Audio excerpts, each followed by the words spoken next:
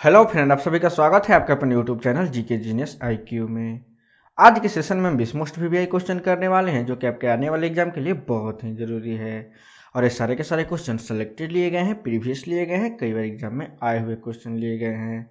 तो ज़्यादा समय ना लेते हुए आइए क्वेश्चन स्टार्ट करते हैं। और आज के सेशन का हमारा पहला क्वेश्चन है, हड़प्पा सभ्यता की खोज किसने की थी। बहुत ही वीवीआई क्वेश्चन है दोस्तों और कई बार एग्जाम में देखा गया है।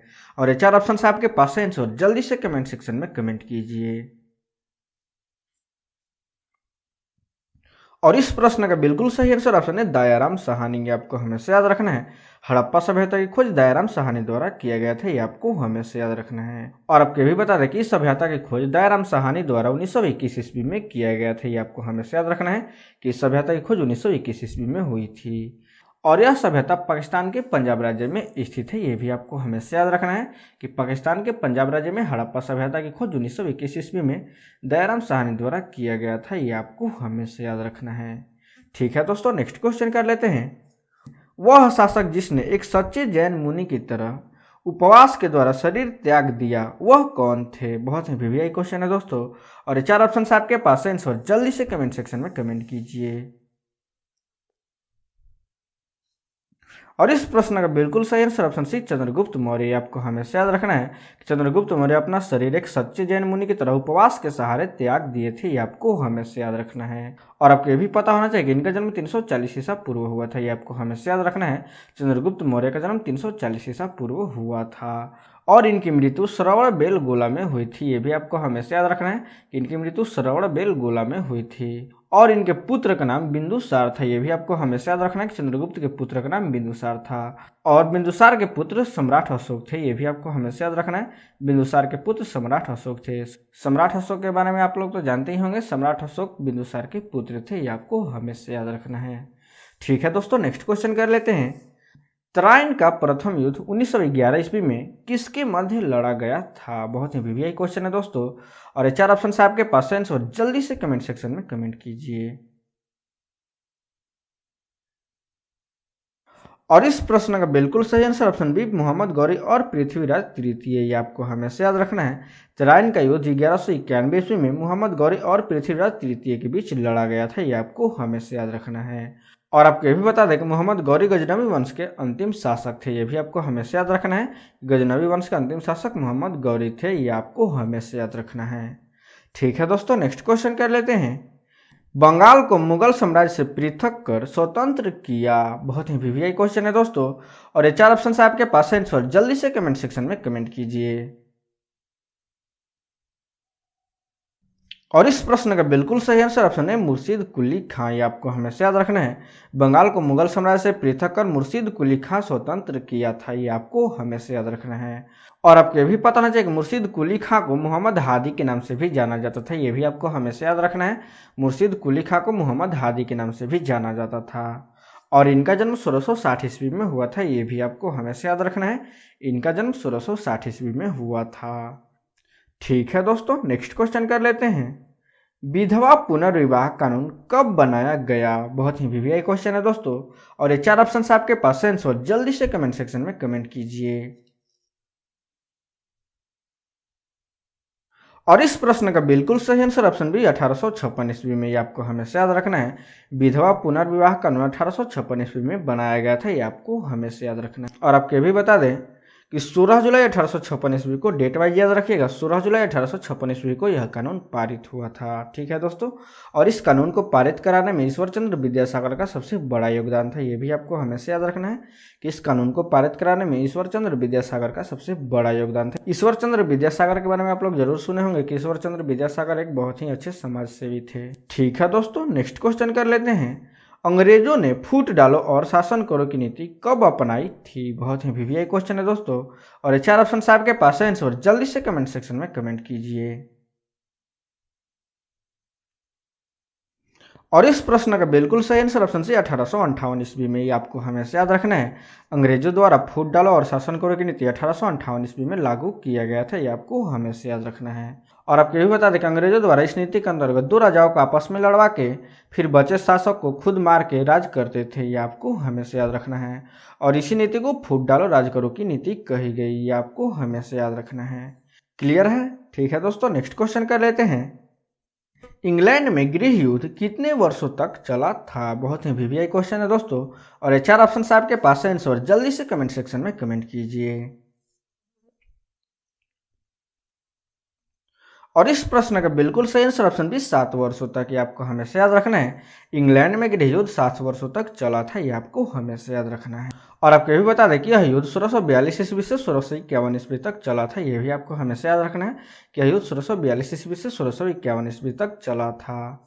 ठीक है दोस्तों, नेक्स्ट क्वेश्चन कर लेते हैं। युवा भावरी का संबंध किस खेल से है? बहुत ही वीवीआई क्वेश्चन है दोस्तों, और ये 4 ऑप्शन आपके पास है आंसर, जल्दी से कमेंट सेक्शन में कमेंट कीजिए। और इस प्रश्न का बिल्कुल सही आंसर ऑप्शन है टेनिस, ये आपको हमेशा याद रखना है। युवा भावरे का संबंध टेनिस खेल से है, ये आपको हमेशा याद रखना है। और आपको ये भी बता दें कि ये 2009 में ऑस्ट्रेलिया ओपन जूनियर चैंपियनशिप के विजेता रहे थे, ये भी आपको हमेशा याद रखना है कि 2009 में ऑस्ट्रेलिया ओपन जूनियर चैंपियनशिप के विजेता रहे थे। और ये भारत के सुपर डुपर टेनिस खिलाड़ी हैं, ये भी आपको हमेशा याद रखना है। यह भारत के सुपर डुपर टेनिस खिलाड़ी यानी अच्छे टेनिस खिलाड़ी हैं। ठीक है दोस्तों, नेक्स्ट क्वेश्चन कर लेते हैं। अर्जुन पुरस्कार किस क्षेत्र में उत्कृष्टता के लिए प्रदान किया जाता है? बहुत ही वीवीआई क्वेश्चन है दोस्तों, और ये 4 ऑप्शन आपके पास है आंसर, जल्दी से कमेंट सेक्शन में कमेंट कीजिए। और इस प्रश्न का बिल्कुल सही आंसर ऑप्शन सी खेलकूद, ये आपको हमेशा याद रखना है। अर्जुन पुरस्कार खेलकूद के क्षेत्र में प्रदान किया जाता है, ये आपको हमेशा याद रखना है। और आपको भी पता होना चाहिए कि इस पुरस्कार का प्रारंभ 1961 ईस्वी में हुआ था, ये भी आपको हमेशा याद रखना है। इस पुरस्कार का प्रारंभ 1961 ईस्वी में हुआ था, और इसमें 15 लाख रुपए की धनराशि दी जाती है, ये भी आपको हमेशा याद रखना है कि इस पुरस्कार के अंतर्गत 15 लाख रुपए की धनराशि दी जाती है। ठीक है दोस्तों, नेक्स्ट क्वेश्चन कर लेते हैं। DCM ट्रॉफी का संबंध किस खेल से है? बहुत ही वीवीआई क्वेश्चन है दोस्तों, और ये 4 ऑप्शन आपके पास है आंसर, जल्दी से कमेंट सेक्शन में कमेंट कीजिए। और इस प्रश्न का बिल्कुल सही आंसर ऑप्शन सी फुटबॉल, ये आपको हमेशा याद रखना है। DCM ट्रॉफी का संबंध फुटबॉल से है, ये आपको हमेशा याद रखना है। ठीक है दोस्तों, नेक्स्ट क्वेश्चन कर लेते हैं। माइकल फेल्प्स किस खेल से संबंधित हैं? बहुत ही वीवीआई क्वेश्चन है दोस्तों, और ये 4 ऑप्शन आपके पास है आंसर, जल्दी से कमेंट सेक्शन में कमेंट कीजिए। और इस प्रश्न का बिल्कुल सही आंसर ऑप्शन डी तैराकी से, ये आपको हमेशा याद रखना है। माइकल फेल्प्स तैराकी से संबंधित है, ये आपको हमेशा याद रखना है। और आपको भी पता होना चाहिए कि माइकल फ्रेड फेल्प्स एक अमेरिकी तैराक हैं, ये भी आपको हमेशा याद रखना है। माइकल फ्रेड फेल्प्स एक अमेरिकी तैराक हैं, और इन्होंने 23 ओलंपिक स्वर्ण पदक जीते हैं, ये भी आपको हमेशा याद रखना। बहुत ही अच्छा खासा रिकॉर्ड है दोस्तों, इन्होंने 23 ओलंपिक स्वर्ण पदक जीते थे। ठीक है दोस्तों, नेक्स्ट क्वेश्चन कर लेते हैं। भारत में व्यावसायिक बैंकों का राष्ट्रीयकरण कब किया गया था? बहुत ही वीवीआई क्वेश्चन है दोस्तों, और कई बार एग्जाम में देखा गया है। और ये 4 ऑप्शन आपके पास है आंसर, जल्दी से कमेंट सेक्शन में कमेंट कीजिए। और इस प्रश्न का बिल्कुल सही आंसर ऑप्शन सी 1969 ईस्वी में, आपको हमेशा याद रखना है। भारत में व्यावसायिक बैंकों का राष्ट्रीयकरण 1969 ईस्वी में किया गया था, ये आपको हमेशा याद रखना है। और आपको ये भी बता दें कि 19 जुलाई 1969 ईस्वी को, डेट वाइज याद रखिएगा, 19 जुलाई 1969 ईस्वी को 14 व्यावसायिक बैंकों का राष्ट्रीयकरण किया गया था, ये आपको हमेशा याद रखना है। 19 जुलाई 1969 ईस्वी को 14 व्यावसायिक बैंकों का राष्ट्रीयकरण किया गया था। और दूसरे चरण में 15 अप्रैल 1980 ईस्वी को 6 और व्यावसायिक बैंकों का राष्ट्रीयकरण किया गया था, ये भी आपको हमेशा याद रखना है कि दूसरी बार 15 अप्रैल 1980 ईस्वी को 6 और व्यावसायिक बैंकों का राष्ट्रीयकरण किया गया था। ठीक है दोस्तों, क्लियर है? नेक्स्ट क्वेश्चन कर लेते हैं। सर डॉन ब्रैडमैन ने किस खेल में अंतर्राष्ट्रीय ख्याति प्राप्त किए हैं? बहुत ही वीवीआई क्वेश्चन है दोस्तों, और ये 4 ऑप्शन आपके पास है आंसर, जल्दी से कमेंट सेक्शन में कमेंट कीजिए।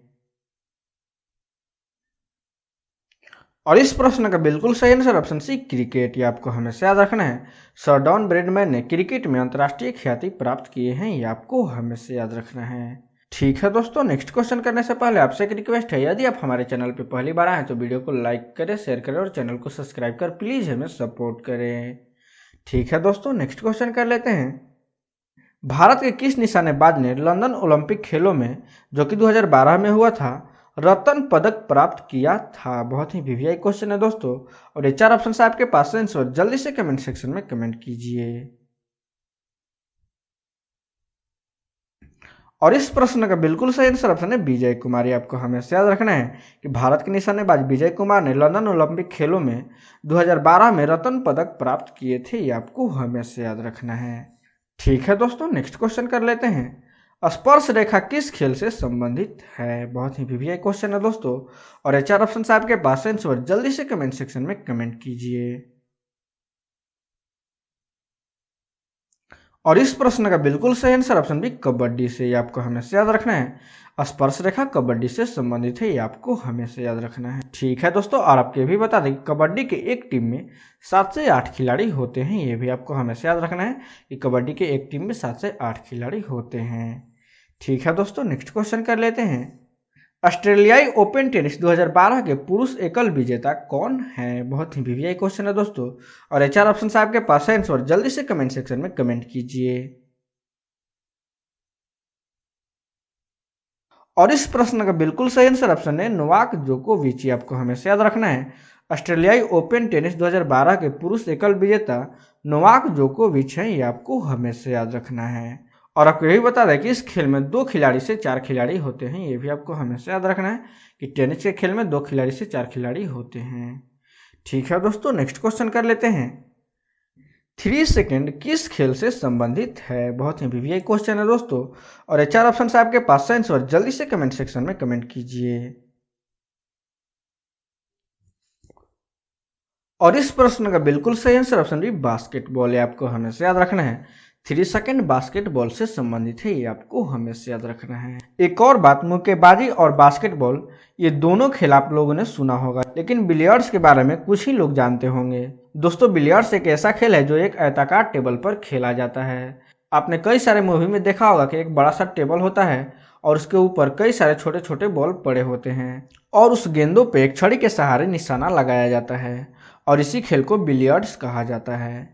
ठीक है दोस्तों, नेक्स्ट क्वेश्चन कर लेते हैं। ईरानी कप का संबंध निम्नलिखित में से किस खेल से है? बहुत ही वीवीआई क्वेश्चन है दोस्तों, और ये 4 ऑप्शन आपके पास है आंसर जल्दी से कमेंट सेक्शन में कमेंट कीजिए। और इस प्रश्न का बिल्कुल सही आंसर ऑप्शन सी क्रिकेट से। ये आपको हमेशा याद रखना है। ईरानी कप का संबंध क्रिकेट से है, ये आपको हमेशा याद रखना है।